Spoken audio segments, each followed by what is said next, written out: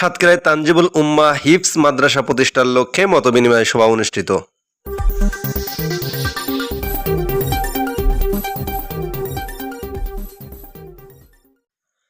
সাতক্ষীরায় তানজিমুল উম্মাহ হিফজ মাদ্রাসা প্রতিষ্ঠার লক্ষ্যে মতবিনিময় সভা অনুষ্ঠিত হয়েছে।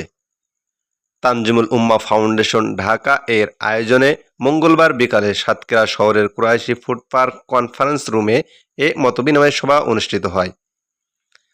তানজিমুল উম্মাহ ফাউন্ডেশনের ডাইরেক্টর এম রবিউল ইসলাম এর সভাপতিত্বে প্রধান অতিথি হিসেবে উপস্থিত ছিলেন তানজিমুল উম্মাহ ফাউন্ডেশন এর ডাইরেক্টর হাফেজ মাসুম বিল্লাহ।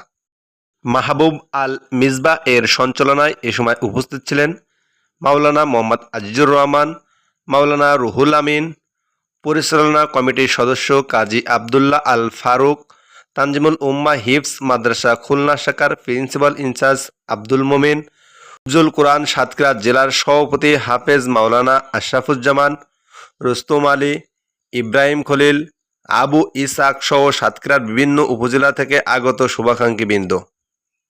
এ সময় প্রধান অতিথি বলেন, 1999 সাল থেকে তানজিমুল উম্মাহ সাফল্যের সাথে গৌরব অর্জন করে আসছে।